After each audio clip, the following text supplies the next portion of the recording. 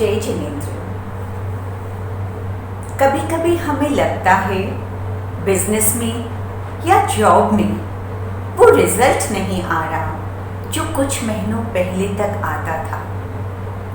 कभी हमें लगता है कि जो बालक 2-3 सब्जेक्ट में पीछे रह जाता था आज वो टॉप करने लगा है। इसके विपरीत कभी पढ़ने वाला बच्चा पूरी तरह याद करके एग्ज़ाम में बैठता है और लिखते समय उसे कुछ भी याद नहीं रहता। क्या आपने कभी सोचा है ये परिस्थितियाँ आखिर क्यों होती हैं? जवाब सिर्फ एक है, कर्म सिद्धांत के कारण। जो कर्म हमने पहले बांधे थे जब वो उदय में आते हैं तो वर्तमान में ये परिस्थितियाँ, ये संयोग हमारे सामने आते हैं जो कभी अनुकूल जान पड़ती हैं तो कभी प्रतिकूल जान पड़ते हैं। और जब वर्तमान में उनके सामने आने पर हमारे जो भाव बनते हैं, जो हमारे विचार बनते हैं, वह फिर नूतन कर्मों को जन्म देते हैं। ज्ञानी पुरुष कहते हैं कि अगर हम ज्ञान की आराधना करते हैं तो ज्ञान प्राप्त करने के संयोग हमें सतत प्राप्त होते रहते हैं। लेकिन कदाचित अगर हमसे ज्ञान की कभी विराधना हो गई हो, ज्ञानी जन की विराधना हो गई हो, तो याद किया हुआ भी हम भूल जाते हैं। जैसे शिवभूति मुनि सब कुछ भूल जाया करते थे। बात शास्त्रों में लिखी है। एक आचार्य थे, बहुत सारे शिष्य थे, शिवभूति भी उनके शिष्य थे। उनकी स्मरण शक्ति ज़रा कमज़ोर थी। आचार्य बहुत कोशिश करते उन्हें समझाने की, उन्हें पढ़ाने की, लेकिन उन्हें कुछ भी याद नहीं रहता। कई बार कोशिश करने के बाद भी शिवभूति को एक अक्षर समझ नहीं आता। दूसरे शिष्यों ने कहा, आचार्य श्री, आप तो हमेशा शिवभूति का ही ध्यान रखते हो, हमारा ध्यान तो नहीं रखते। उन्हें फिर भी कुछ याद नहीं रहता। हमारा तो समय यूं ही व्यर्थ जा रहा है। आचार्य श्री ने सोचा, शिष्य ठीक कह रहे हैं। उन्होंने शिवभूति को बुलाया और कहा, देखो शिवभूति, मैंने बहुत परिश्रम किया लेकिन तुम्हें कुछ समझ नहीं आता। अब तुम्हारा सबके साथ रहना जरा मुश्किल है। मैं तुम्हें एक मंत्र देता हूँ, बस उस मंत्र को याद रखना, तुम्हारा कल्याण उसी से हो जाएगा। और उन्होंने शिवभूति को एक छोटा सा मंत्र दिया। मंत्र था, न रुस न तुस, अर्थात राग और द्वेष मत करना। और यह मंत्र शिवभूति को देते हुए उन्होंने उसे संग से च्युत कर दिया, अर्थात निकाल दिया। शिवभूति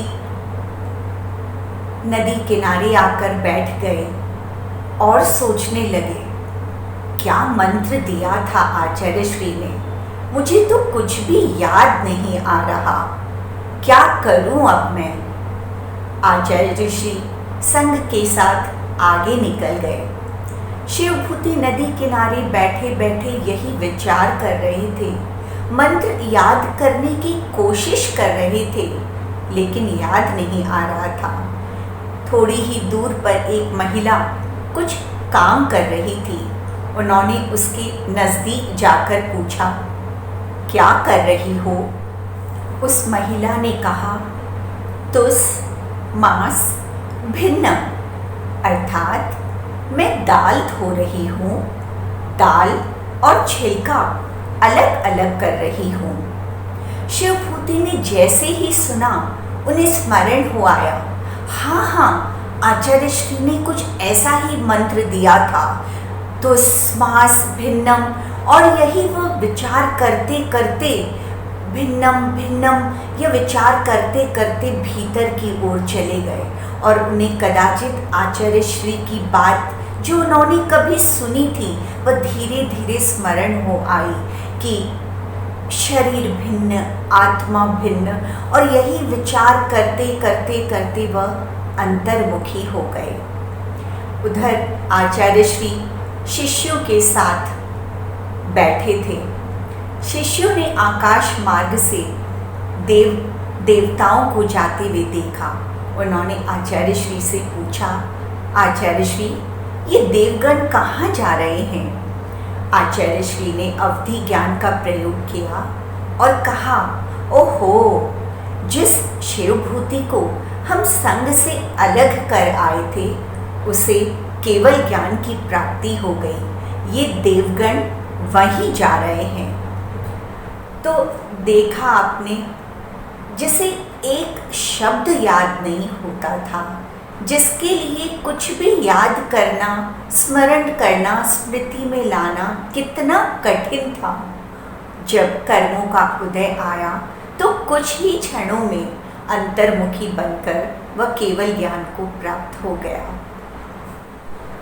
किसी भी वस्तु का ज्ञान छोटा या बड़ा नहीं होता।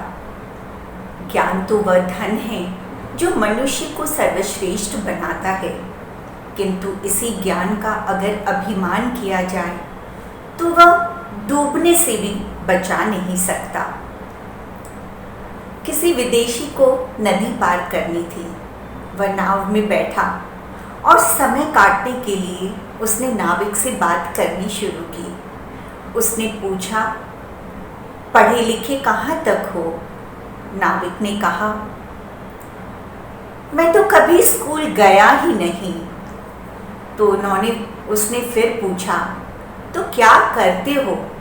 नाविक ने कहा, कुछ नहीं, बस नाव ही चलाता हूँ। विदेशी ने पूछा, क्या कुछ भाषाओं का ज्ञान है तुम्हें? कौन कौन सी भाषाएं जानते हो? नाविक ने कहा, क्यों मजाक करते हो बाबूजी, मैं तो कभी स्कूल भी नहीं गया और मेरी जिंदगी तो ये नाव चलाते चलाते ही बीत जाएगी। विदेशी ने कहा, तुमने तो अपनी आधी जिंदगी इस पानी में बिता दी। खैर, नाव आगे बढ़ती रही। कुछ देर बाद जो ही बड़ी सी लहर आई और नाव डगमगाने लगी तो नाविक ने पूछा, बाबूजी क्या तैरना जानते हो? तो उस विदेशी ने कहा, नहीं नहीं, तैरना तो नहीं जानता हूँ। तो नाविक ने कहा, मेरी तो आधी जिंदगी इस पानी में गई, तो लो अब आपकी तो पूरी जिंदगी इस पानी में बितानी है। और वह नदी में कूद गया और किनारे की ओर चल पड़ा। तो देखा आपने, ज्ञान का अभिमान करने से कभी कभी कैसी परिस्थितियां भी बन जाया करती हैं। ज्ञान तो वह निधि है जो बड़े से बड़ी मुसीबत से स्वयं को बचा लेती है, हर समस्या का समाधान खोज निकालती है और कभी कभी तो मौत के मुंह से भी बाहर निकाल देती है, जैसे तेनालीराम ने ज्ञान से स्वयं को मौत के मुंह से बाहर निकाल दिया था। तेनालीराम को कौन नहीं जानता। राजा की राज दरबारी थे, विद्वान थे, पंडित थे और राजा के बहुत प्रिय मित्र भी थे। राजा की हर समस्या का समाधान कर दिया करते थे। राज्य के बाकी दरबारी और मंत्री तेनालीराम से बहुत जला करते। वे भरकस हर समय कोशिश करते उसे नीचा दिखाने की, उसकी निंदा करने की, किंतु तेनालीराम के प्रति की गई निंदा भी प्रशंसा में बदल जाती। एक दिन सब दरबारियों ने, मंत्रियों ने मिलकर एक बड़ा षड्यंत्र रचा और राजा के सम्मुख उपस्थित हुए और राजा को ऐसी ऐसी घटनाएं सुनाई, तेनालीराम के विरुद्ध ऐसा जाल रचा कि राजा कुछ कह नहीं पाए। उन्हें तेनालीराम को राज दरबार में बुलाना ही पड़ा और कहा, तेनालीराम, तुमने बहुत बड़ा अपराध किया है।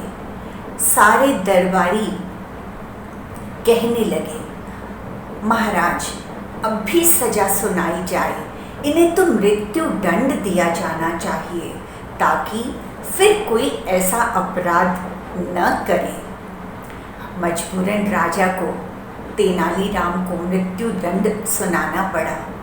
उन्होंने कहा, तेनालीराम, मैं मजबूर हूँ, तुम्हारे संगीन अपराध के कारण तुम्हें मृत्यु दंड की सज़ा सुनाता हूँ, किंतु तुमने मुझ पर बहुत बड़ा उपकार किया है, मेरी हर समस्या का समाधान किया है, मेरे राज्य के कार्यों में हर समय हाथ बटाया है।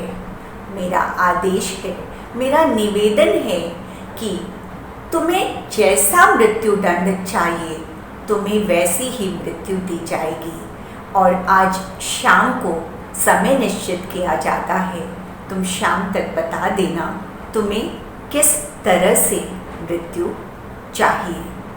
सारे दरबारी और मंत्रीगण बहुत खुश हुए। उनके चेहरे पर प्रसन्नता झलक रही थी और विचार कर रहे थे, देखें, अपने आप को बड़ा बुद्धिमान समझता है तेनालीराम, कैसी मृत्यु चाहेगा। अब सब यही देखना चाहते थे। शाम हुई, राज दरबार में सारे लोग इकट्ठे हुए। राजा ने तेनालीराम से पूछा, कहो तेनालीराम, कैसी मृत्यु चाहिए तुम्हें? तुम कहो तो तुम्हें पर्वत से धक्का दिलवा दिया जाए, तुम कहो तो तुम्हें फांसी दे दी जाए, तुम कहो तो तुम्हें जहर देकर मार दिया जाए।